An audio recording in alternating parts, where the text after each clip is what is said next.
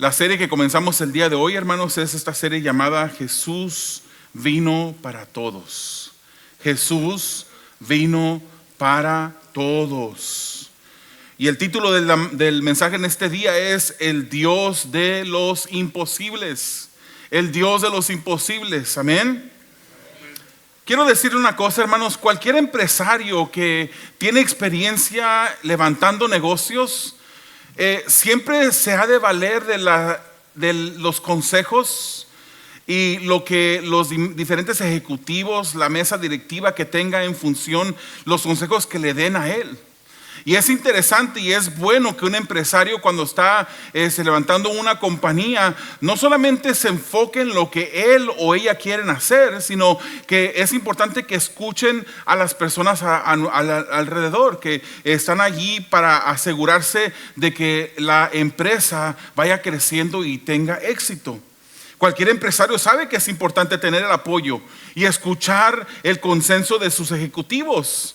Y no debería de hacer las cosas por su cuenta o en contra de los consejos que los ejecutivos les den. Incluso encontramos este principio dentro de la palabra de Dios, donde nos dice la Biblia que en la multitud de consejeros hay ¿qué? Necedad, hay sabiduría.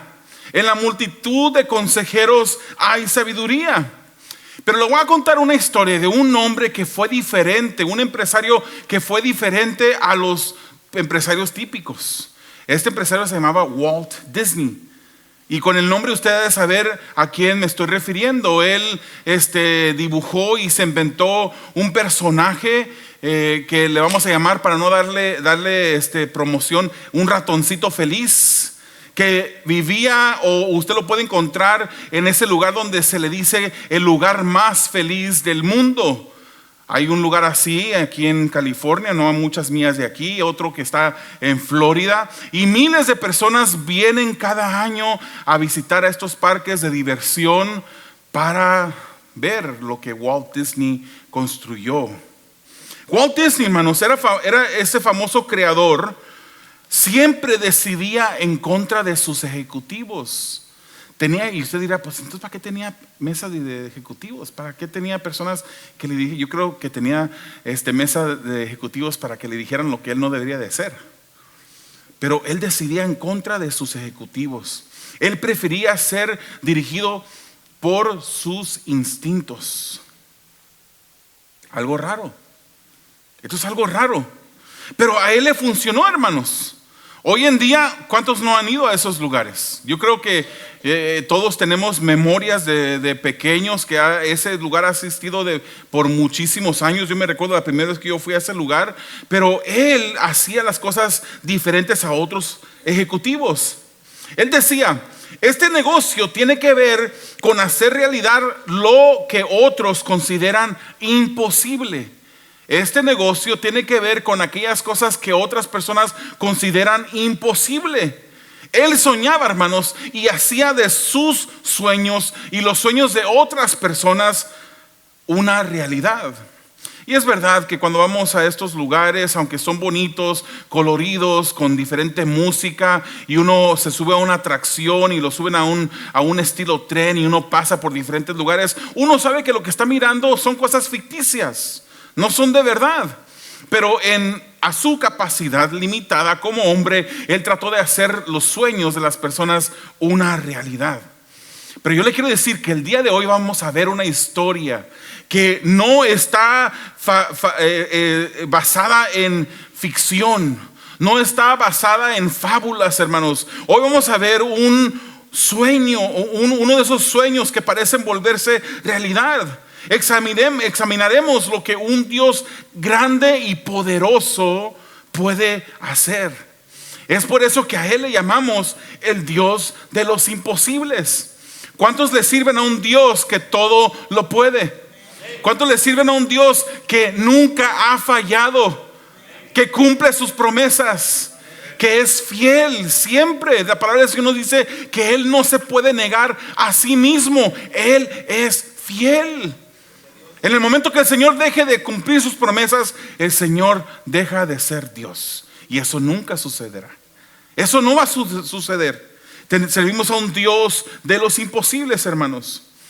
Vayamos a Lucas, capítulo 1, versículos 26 en adelante. El primer punto del mensaje, como usted lo puede ver en su programa, es una visita y un saludo inesperado. Una visita y un saludo inesperado. Dice el versículo 26. A los 6 meses Dios envió al ángel Gabriel a Nazaret, pueblo de Galilea, a visitar a una joven virgen comprometida para casarse con un hombre que se llamaba José, descendiente de David. La virgen se llamaba María. El ángel se acercó a ella y le dijo: te saludo, tú que has recibido el favor de Dios. El Señor está contigo. Ante estas palabras, María se perturbó y se preguntaba qué podría significar este saludo. Imagínense por un momento, hermanos, uno cuando piensa en las hermanas, aunque también los hermanos pueden hacer esto, uno piensa en las hermanas en su casa haciendo sus labores, metiendo ropa a la lavadora, sacando de la lavadora lo que estaba allí, metiéndola a la secadora. ¿Varones también hacen ustedes esto? Yo no lo he hecho últimamente, tengo que confesarles, pero sé hacerlo. O a lo mejor barriendo o cocinando. O también los varones, yo soy muy buen cocinero, así es que yo en eso sí le puedo decir que yo cocino. Bueno, me han dicho que soy buen cocinero. Qué mal me escuché. Imagínense que en uno de esos momentos, cuando usted está en sus labores, a lo mejor usted, varón, está en el garaje arreglando algún equipo de algo que le está encontrando la solución, se aparece un ángel.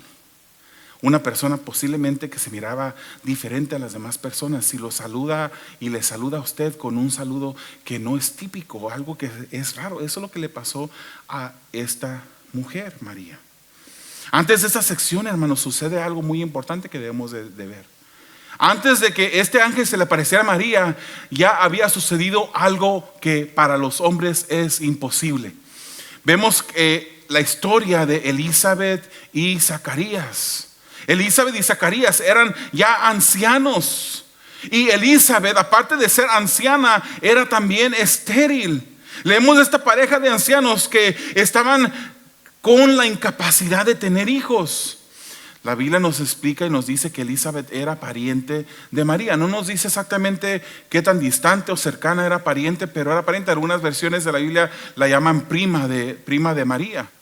Pero vemos que era pariente de María. Dios preparaba el camino, hermanos, y estaba preparando el camino por medio de Elizabeth, abriendo la matriz de Elizabeth para que por medio de ella viniera Juan el Bautista. Juan el Bautista fue un personaje muy importante porque a él se le conoce como el precursor de Jesucristo, el que venía a preparar el camino a Jesús. Elizabeth, hermanos, ella sale embarazada y tiene a Juan el Bautista.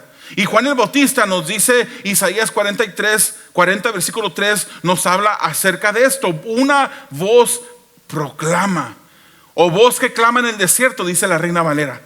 Preparen en el desierto un camino para el Señor, enderecen en el desierto un sendero para nuestro Dios. Ahí Isaías 40 y también Malaquías capítulo 3 versículo 1 nos hablan de ese que iba a venir a preparar el camino para Jesús. 6 meses después de que se abriera la matriz de Elizabeth, de que Dios lo hiciera, ese Dios de lo imposible inicia otro suceso increíble que para el hombre es imposible, un suceso milagroso y más grandioso que el abrir la matriz de Elizabeth. Los ángeles, hermanos, en aquel momento eran aceptados por los judíos como mensajeros divinos. De hecho, ellos se conocían como quienes comunicaban el mensaje de Dios a los hombres. El nombre en hebreo para ángel era malaj, y eso quiere decir mensajero. Entonces este ángel Gabriel es enviado a María, una jovencita que era virgen, comprometida para casarse con José, hermanos. Y el ángel la saluda diciendo: tú que has recibido el favor de Dios, el Señor que está contigo. Definitivamente María era una mujer, una jovencita diferente, una jovencita que se distinguía de las demás jóvenes. No era cualquier joven en Israel. Ella debió, yo estoy seguro que debió de haber sido ejemplo de castidad, de pureza, de piedad. No fue perfecta, ¿verdad? No fue perfecta porque la palabra claramente nos dice que todos hemos pecado. Todo ser humano que ha caminado sobre la tierra ha pecado, excepto uno que fue verdaderamente hombre, pero también verdaderamente Dios, y ese se llamó Jesucristo. Ese fue el único que no pecó, nuestro Señor Jesucristo. Pero ella, aunque no fue perfecta, fue una joven virgen especial, definitivamente distinguible a las demás jóvenes. El versículo 30 nos dice que Dios le concedió su favor. El versículo 32 nos dice que a ella daría a luz el Hijo del Altísimo. El versículo 35 dice que ella daría a luz al que llamarían Hijo de Dios. Todos estos fueron grandes privilegios que Dios le dio a esta joven. Pero yo creo que ella no los pudo procesar inmediatamente cuando escuchó al ángel. María quedó afectada, dice las Escrituras. ¿Cómo hubiéramos reaccionado nosotros? Yo me recuerdo, yo me imagino, hermanos, que ella se asustó mucho. Yo me recuerdo, y pensando en el mensaje cuando estaba meditando en esto, yo me puse a pensar, ¿cómo se habrá sentido esta María, jovencita? Y me recuerdo un día, hermanos, que yo llegué a mi casa y que fue el peor día de mi vida, o uno de los peores, porque momentáneamente fue uno de los peores días de mi vida, o momentos de mi vida, vamos a decirlo así. Es casi como que si hubiera entrado y encontrado ladrones dentro de la casa y saqueando mi casa. Yo llegué a mi casa como cualquier otro día. Vivíamos en la ciudad de Moreno Valley, y cuando llegué no vi nada diferente. Nada diferente, no habían carros enfrente estacionados en la calle, nada. Yo llegué, ahora que pienso, digo, ¿por qué no me estacioné dentro del garaje? Porque yo siempre me estacionaba dentro del garaje, pero no sé ni qué pasó. A lo mejor le apachurré el botón y habían apagado el motor del garaje. Entro a la casa y hay una gritadera, hermanos, que yo pensé que se me estaba yendo la vida en ese momento. El corazón, yo creo que me paró en ese momento. Me volví de diferentes colores. Mi esposa me había hecho una fiesta de sorpresa para mi cumpleaños. Yo estaba, hermanos, y hasta el día de hoy lo estoy admitiendo. Yo siempre le he dicho a ella, no, eso no fue para mí, nada. Pero hasta el día de hoy lo estoy admitiendo. Me sorprendió mucho yo me imagino que María pasó algo similar. Cuando un ángel se le presenta y la saluda y le da un saludo que ella no comprende. Esta joven virgen quedó perturbada. El lenguaje original para esta palabra de perturbada comunica una idea de agitación alarmante. Estaba alarmada, quedó agitada, consternada. Pasó un momento de tribulación. Y el versículo 30, hermanos, confirma esto que estamos diciendo, porque el ángel le dice, no tengas miedo. Ella estaba temerosa, tenía miedo, y no era un miedo de reverencia, era un miedo de asusto. Y se le hizo raro el saludo y esto la dejó consternada. Y después de un suceso imposible, hermanos, que hizo Dios con Elizabeth y Zacarías, ahora Dios se disponía a cumplir otra imposibilidad para la humanidad, aún más grandiosa. Y esa fue el traer a nuestro Señor Jesucristo a esta tierra. Él envió a su Hijo. El Espíritu Santo hizo sombra sobre María y ella concibió a nuestro Redentor, a nuestro Salvador. No se distraiga con las cosas navideñas, que las luces no lo distraigan, que un árbol no lo distraiga, que los regalos no lo distraigan. Debemos como cristianos ser ejemplo en la comunidad de lo que en verdad significa el tiempo de Navidad. Y eso se llama Jesús, hermanos. Él es el centro. Él es la razón por la cual celebramos. Dios cumple, hermanos, sus promesas. Aun cuando se miraba como imposible, Él no tiene imposibilidades, Él no tiene límites, no es limitado por algo que para los hombres es imposible. ¿Sabía usted que usted le sirve a un Dios que cumple sus promesas? ¿Sabía usted que usted sirve a un Dios que manifiesta su poder a través de lo imposible?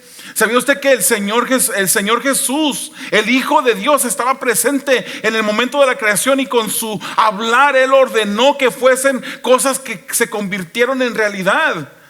Él sigue siendo el mismo Dios. Han pasado miles de años, pero Dios no envejece, su poder no disminuye. Él sigue siendo ese Dios poderoso en el cual nosotros confiamos. ¿Por qué dudamos de Él? ¿Por qué a veces se nos hace difícil una situación o estamos pidiéndole al Señor, orando, y pareciera que Él no contesta y nos afecta de una manera que nos desanimamos? Dios cumple sus promesas. ¿Qué hay imposible para Dios? Les pregunto, hermanos. Nada, absolutamente nada. Lo sobrenatural es posible para aquel que no tiene imposibilidades. Jeremías 32:27 nos dice: yo soy el Señor, Dios de toda la humanidad. ¿Hay algo imposible para mí? Cuando usted empieza a dudar de Dios porque usted está orando por mucho tiempo y el Señor no contesta, el Señor te hace esa pregunta a ti. Yo soy el Señor. El Señor es el que es el dueño de todo. Y yo soy el Señor, Dios de toda la humanidad, el único Dios verdadero. ¿Habrá algo imposible para mí? Gloria al Señor.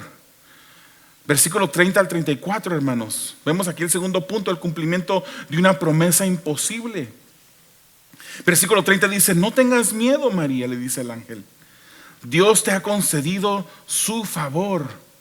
Le dijo el ángel: quedarás embarazada y darás a luz un hijo, y le pondrás por nombre Jesús.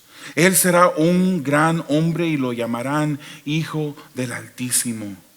Dios, el Señor, le dará el trono de su padre David, y reinará sobre el pueblo de Jacob para siempre. Su reinado no tendrá fin. ¿Cómo podrá suceder esto?, preguntó María al ángel, puesto que soy virgen. ¿Cómo podrá suceder algo que es imposible? Hermanos, el favor de Dios estaba sobre María. Ella había sido escogida. Ella tenía el favor de Dios. Ahora este favor se dice fácil, hermanos. Este favor se dice fácil, pero fue complicado para una virgen vivir esto. Fue complicado, hermanos. Versículo 27 nos dice que ella estaba comprometida. ¿Qué quiere decir esto de comprometida? Tenemos que entender el contexto cultural del tiempo. Cuando en el tiempo judío, en la cultura judía en este tiempo, se comprometían, eran los padres los que comprometían al hijo y a la hija. Unos padres al hijo, los otros padres a la hija, y los comprometían. Había un dote que se daba por la novia. Yo por eso le doy gracias a Dios que tengo 4 hijas. Estoy esperando los dotes. No, mis hijas no se venden. Pero en el tiempo de judío se daba una dote por la novia. Al momento que se daba la dote, aunque el matrimonio no había sido consumado, aunque no había habido intimidad aún, aunque no vivían juntos, ya se consideraban marido y mujer. Eran esposos a partir de ese momento. Eso es lo que dictaba el compromiso. Entonces el favor de Dios estaba sobre María. Él había escogido, ella tenía su favor. Pero esto fue difícil, hermanos. Se consideraba que ella ya estaba casada, estaba comprometida con su novio. Y este compromiso a veces podía durar hasta 1 año. Imagínense.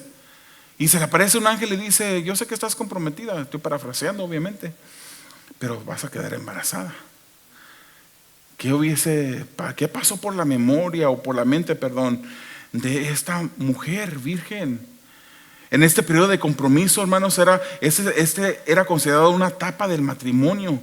Y se le dice a María que quedaría embarazada. Humanamente hablando, esto iba a poner a María en un aprieto, en una dificultad. la iba a exponer al vituperio. Cuando ella pasara por la calle iban a estar hablando de ella. Iba a ser rechazada y despreciada por la sociedad y su familia. Una virgen, hermanos, no puede quedar embarazada. Imagínense, ¿dónde ha escuchado usted eso? Una virgen embarazada. Obviamente es natural pensar que una mujer que está embarazada ya ha dejado de ser virgen. Esto era algo imposible. Se le dijo cosas grandiosas a esta María, que posible con el miedo y la perturbación no entendió. Se le dijo: él será un gran hombre y lo llamarán Hijo del Altísimo. Dios el Señor le dará el trono de su padre David y reinará sobre el pueblo de Jacob para siempre. Su reinado no tendrá fin. Qué bonito que el Señor le diga a una mujer esto, hermanos, que va a ser la madre de un ser como este. Pero ella estaba perturbada.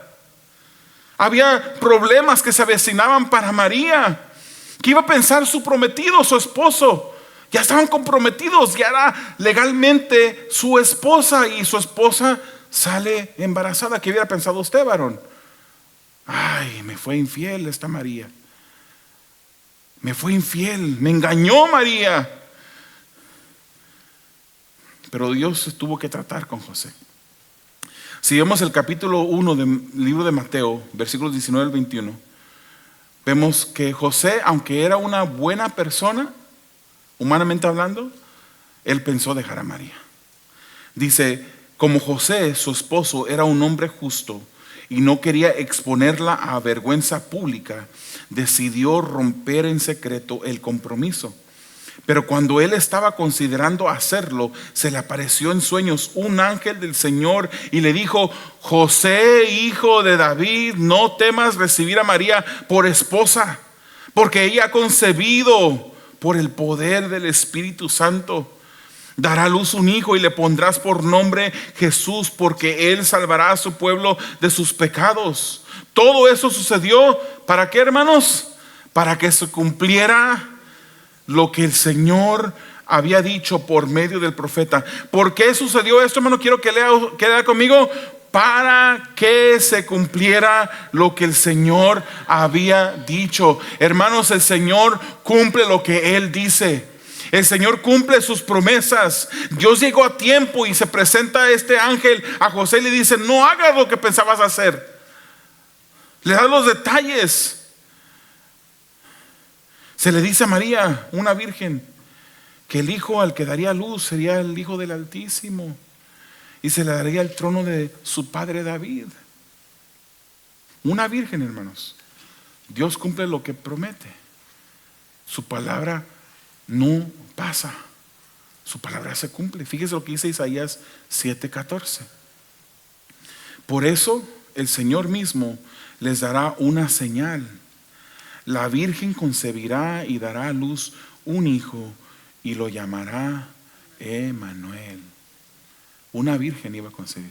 Yo me imagino que los judíos, cuando en el tiempo de Isaías, cientos de años antes de Jesús, miraban este versículo, yo pienso que a ellos no les tenía sentido. ¿Cómo que una virgen dará a luz? Pero Dios cumplió sus promesas. Ella se mantuvo virgen, ¿sabía usted eso? Ella se mantuvo virgen hasta después de dar a luz a Jesús. La palabra nos dice, Mateo 1:25, pero no tuvo relaciones conyugales con ella, hablando de José, no tuvo relaciones conyugales con ella hasta que dio a luz un hijo a quien le puso por nombre Jesús. Pero después de haber nacido Jesús, María, quien había sido virgen, ella vivió una vida conyugal normal con su esposo José. De hecho, Juan 7 nos habla de los hermanos, aparte de otros pasajes bíblicos, nos habla de los hermanos de Jesús. Algunas personas dirán: no, pues que es que son hermanos espirituales, así como tú y yo somos hermanos en Cristo. Pero no es ese el tipo de hermanos al que habla Juan 7, porque si fueran hermanos espirituales hubiesen creído en Jesús. Pero Juan 7 nos dice que ni aún sus hermanos creían en Él. Eran hermanos, eran medios hermanos, hijos de José y María, biológicos de José y María. María la respetamos, no la menospreciamos. Es una mujer que recibió el favor de Dios. Dios la escogió de entre todas las demás mujeres jovencitas que había en aquel entonces, pero ella no sigue siendo virgen. No podemos decirle virgen el día de hoy, ya no es virgen. Tampoco podemos decir que ella es corredentora con Jesucristo. Hay un solo redentor y ese se llama Jesús. Tampoco podemos decir que ella ascendió al cielo corporalmente como Jesús lo hizo después de haber resucitado. No, ese solamente fue Jesús el que ascendió al cielo después de haber resucitado. Se le dijo a la Virgen, este va a ser el hijo de David. Y Mateo 1:1, cuando nos dice la genealogía de Jesucristo, dice registro genealógico de Jesucristo, hijo de David y de Abraham. ¿Se recuerda un tiempo cuando David se dispuso a hacerle un templo permanente a Dios? Se recuerda que en el tiempo cuando antes de que existiera una estructura permanente había lo que le llamamos un tabernáculo. Era una tienda que era movible, que se podía levantar, enrollar, guardar toda la estructura y moverse de un lugar a otro. Era un tabernáculo que era temporal. Y un día David se levanta y se pone a pensar y dice, yo vivo en un palacio hecho de cedro, de madera, un palacio bonito. Pero pensó, el arca de Jehová, que representaba la misma presencia de Dios, el arca de Jehová está allá afuera, en la tienda. Yo lo voy a hacer una casa a Dios. Le voy a hacer un templo a Dios, al arca de Jehová. Y eso era bonito, hermanos. Eso es algo encomiable, que pensara en tener una estructura permanente para el arca de Jehová. Y le dice a Natán, voy a hacer esto. Y Natán le dice, hazlo. Pero luego Natán esa noche recibe de parte de Dios un comunicado. Y le dice, no, dile a David que él no me va a construir a mí ningún templo. Él no me va a hacer a mi casa. Dile a David que yo voy a ser el que le va a levantar de sus entrañas a uno que reinará para siempre. Él me construirá casa a mí. Y 2 Samuel 7:13 es parte del mensaje de Natán, de Dios por medio de Natán a David, donde dice, será él quien construya una casa en honor de mi nombre y yo afirmaré el trono de su reino para siempre. ¿Quién es ese? Jesucristo. Es Jesucristo, hermanos. Dios solo estaba cumpliendo su propia palabra porque Él no olvida sus promesas, porque Él no puede fallar. Deuteronomio 7:9 nos dice, por tanto reconoce que el Señor tu Dios es el único Dios, el Dios fiel que cumple su pacto por 1000 generaciones y muestra su fiel amor a quienes lo aman y obedecen sus mandamientos. Ese es el Dios que tú le sirves, hermano. Ese es el Dios que yo le sirvo. Un Dios maravilloso, hermanos, que siempre, siempre cumple. Y aún así te atreves a decir, es que Dios no me escucha. Es que he estado orando por mucho tiempo, pastor. Usted no sabe todo el tiempo. Usted no sabe todas las lágrimas que yo he derramado pidiéndole al Señor por una petición en específico y no me contesta. Es que el Señor ya se puso viejo, hermanos. Él ya perdió su poder. ¿Verdad que no? Podría decirle, es que el Señor ya se cayó de su trono, ya no es Dios. Imposible. Él sigue sentado en su trono. Y Él cumple, hermanos. Él contesta las peticiones. Date cuenta, hermanos, que cuando tú estás orando, si el Señor no contesta, aún en ese tiempo en el que tú estás esperando, el Señor está obrando en tu corazón. Aún en ese momento Él está haciendo algo en tu vida. Por lo menos está edificando la paciencia que hay dentro de ti. Hay muchas personas que le dicen al Señor, Señor, dame paciencia. Y el Señor de repente hace algo o sucede una situación que el Señor permite y nos desesperamos y luego pensamos, ay, pues yo te pedí que me dieras paciencia. Dios escucha nuestras oraciones. ¿Quién se puede atrever a decir que Dios se ha olvidado? Dios no se olvida de nosotros, hermanos. Dios no se olvida de nosotros. Hoy en día podemos tomar una analogía, hermanos, de una madre. Una madre que amamanta a su hijo, que ve a su hijo que nace de sus entrañas. Uno diría, esa madre ama a su hijo con un amor especial, un amor profundo.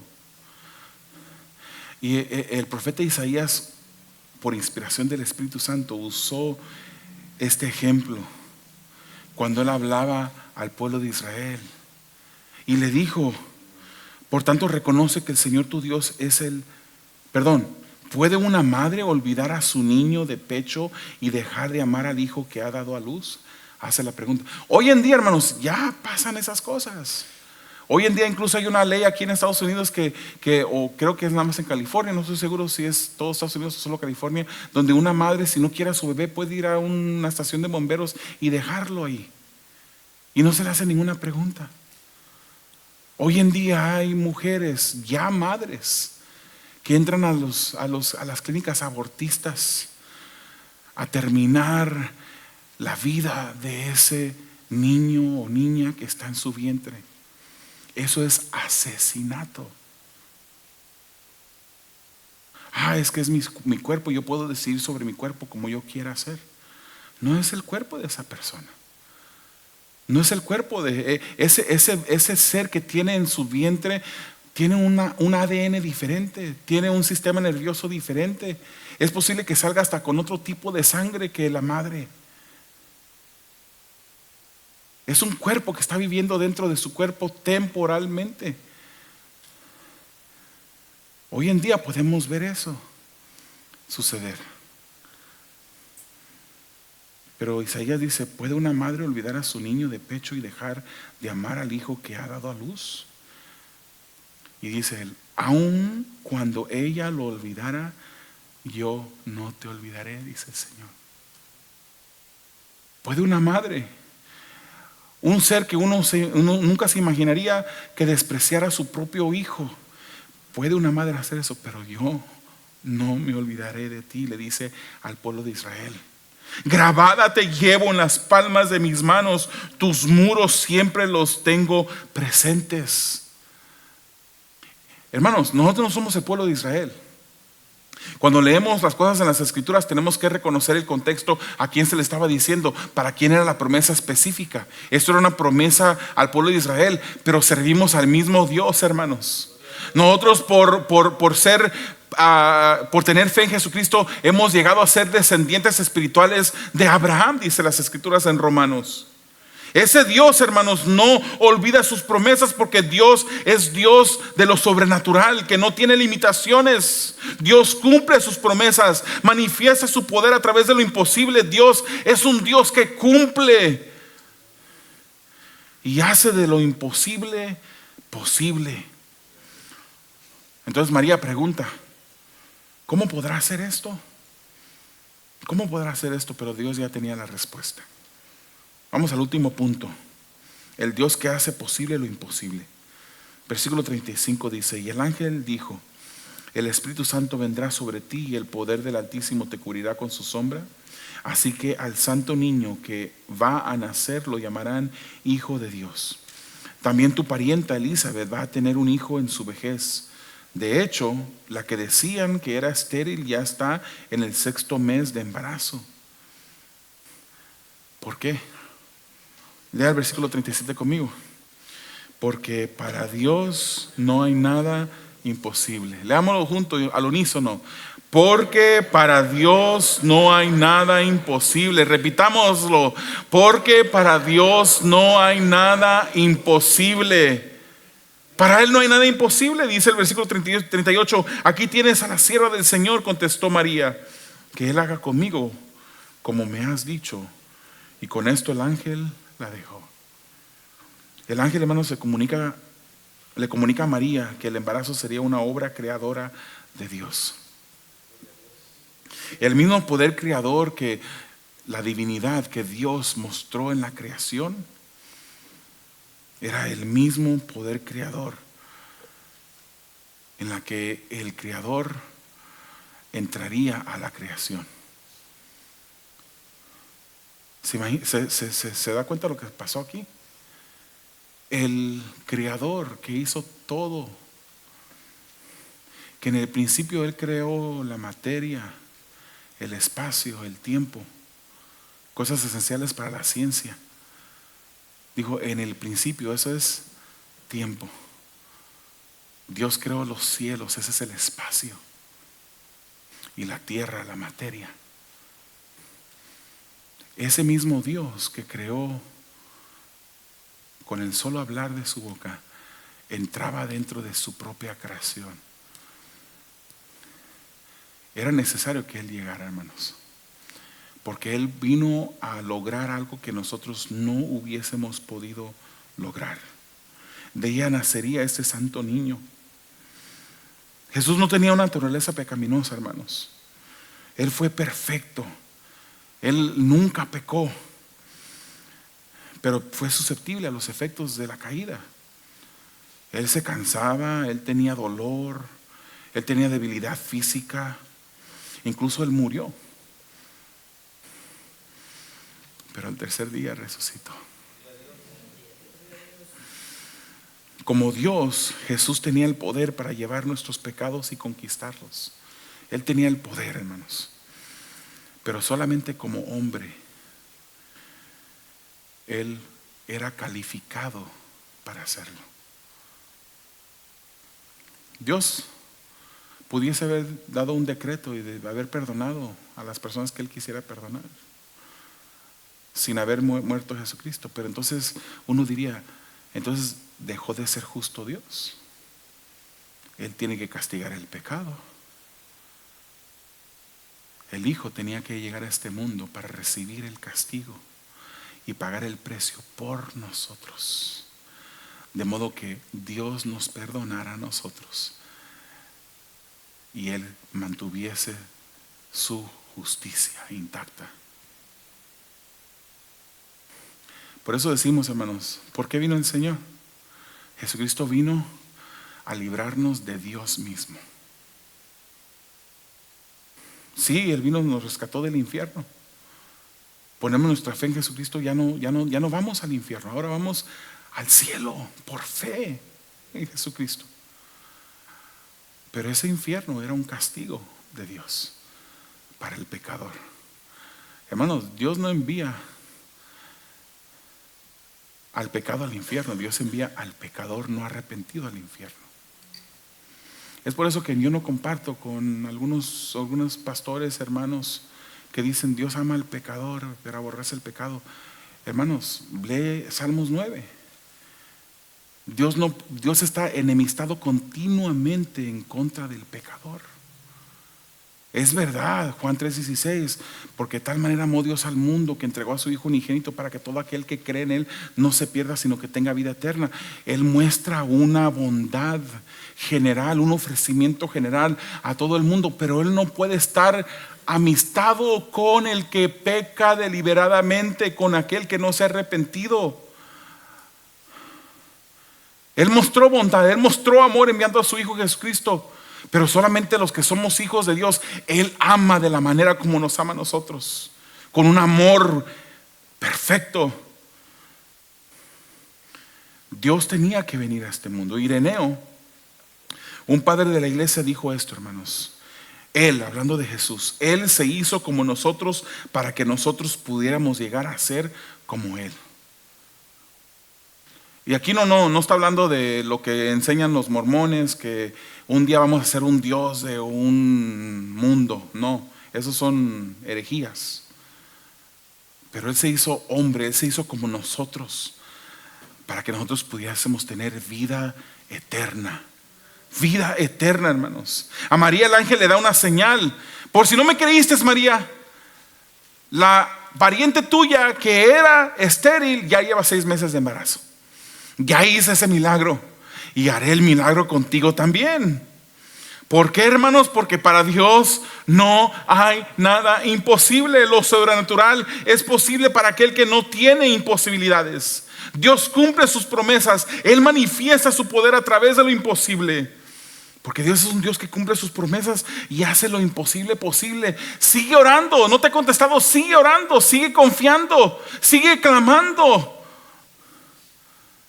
Ora y pide que todo lo que pidamos al Padre en el nombre de Jesús, creyendo. Y una cosa más, lo que muchas personas se olvidan, la palabra también nos dice, y que pidamos conforme a su voluntad. Él nos lo daría. Sigue orando. A lo mejor en ese transcurso de la oración, Él cambia tu oración. Y Él cambia tu corazón y tu oración cambia juntamente con tu corazón. Porque a lo mejor Dios te dice, no, eso no es lo que yo quiero para ti. Comienza a clamar de esta manera, de una manera diferente. Dios es el Dios de los imposibles. Yo les he compartido sobre George Mueller, un pastor que abrió orfanatos en toda su vida. Él ayudó a miles y miles de huérfanos, hermanos. Sin pedir un solo centavo, Dios le proveyó. Y no era una persona adinerada, no era una persona que recibió una herencia de sus padres. Pero Dios le proveyó siempre para poder sostener a miles y miles de huérfanos. Lea la historia de George Mueller. En una ocasión él se levantó y no había que comer. No había que darle a los huérfanos que tenía en su cuidado. Llama a los huérfanos y todos se ponen a orar. Empiezan a orar. Y siguen orando y clamando a Dios. Y en eso se escucha a alguien que toca la puerta de enfrente. Y era el lechero. Eran esos años de antes, cuando todavía habían lecheros con sus frascos de vidrio y la leche, ¿verdad? Que repartían, eso es de México, que repartían en diferentes lugares. Pero sucede que mientras que ellos oraban, la camioneta del lechero se descompone. Y va y toca al orfanato. Y dice, se me ha descompuesto mi camioneta. No voy a poder repartir la leche como tengo planeado. Aquí está la leche para que ustedes tomen. Reciben la leche. Y unos momentos después tocan a la puerta otra vez. Y era el panadero de la ciudad, que había hecho pan de más. Le falló su cálculo. Es el Dios que por medio de esa oración causó que se malobrara el motor de ese vehículo. Es Dios el que confundió a ese panadero y calculara mal los ingredientes para el pan que necesitaba de ese día, y trajo el pan y pudieron comer. Su palabra dice, no, yo joven fui y he envejecido y no he visto justo desamparado ni su simiente que mendigue pan. Hermanos, Él cumple sus promesas. Confía en Dios. Que te puede fallar todas las demás personas, hermanos, pero Dios no te va a fallar. Él no falla. En Él podemos confiar. Fíjense cómo contestó María, hermanos. Ella tuvo, aunque quedó perturbada y no entendía muchas de las cosas, ella confió. María no pensó en el escrutinio de la gente. No pensó, ay, mi reputación, ¿qué van a pensar las personas? ¿Qué va a decir la gente? Ella confió en Dios y simplemente dice la palabra que dijo, que Él haga conmigo como has dicho. Confiemos en el Señor así como confió María. Era esencial que Jesús tomara forma de hombre, hermanos. Él vino a este mundo a sufrir el castigo que a nosotros nos tocaba pasar y sufrir. Si eres un hijo de Dios, te voy a invitar a que cierres tus ojos y que inclines tu rostro en esta tarde.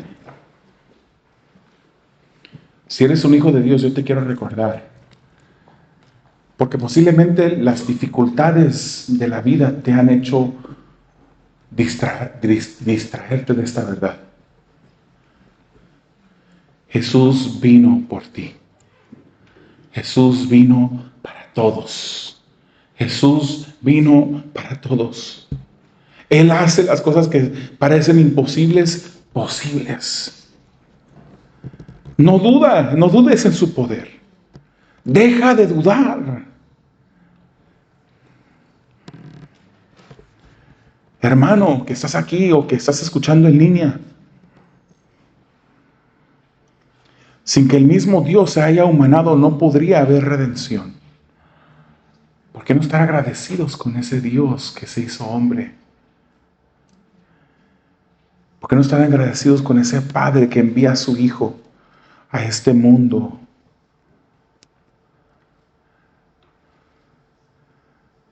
Pero amigo que estás escuchando, si estás aquí presente o si estás viendo en línea, yo quiero decirte que la Navidad es un momento en la que nosotros como cristianos celebramos un suceso increíble en el nacimiento de Jesús. Pero también te quiero decir que si tú no te arrepientes, tú tienes un final desastroso. Tú vas rumbo al infierno. Aunque pienses que eres buena persona, aunque digas que no le haces daño a nadie, que eres una persona responsable, has pecado. Y delante de un Dios que es santo y perfecto, debes de arrepentirte. Debes de pedirle perdón. Él vino a este mundo a entregar su vida en la cruz del Calvario para que tú no tuvieras que sufrir. Pero debes poner tu fe en Él. Pon tu fe en Jesús en este día.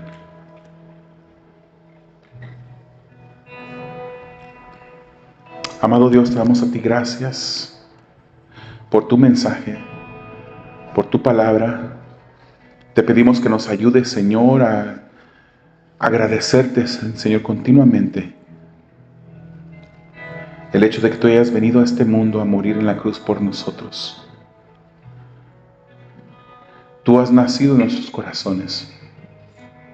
Te pedimos, Señor, que cualquier persona que aún no te conozca, que tú quites sus vendas de sus ojos espirituales y puedan verte.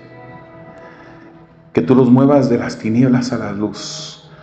Que tú traigas convicción a sus corazones y puedan arrepentirse y entregar su vida a ti, Señor. Gracias te damos.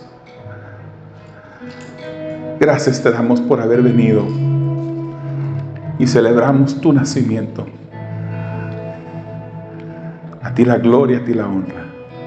En nombre de Jesús. Amén.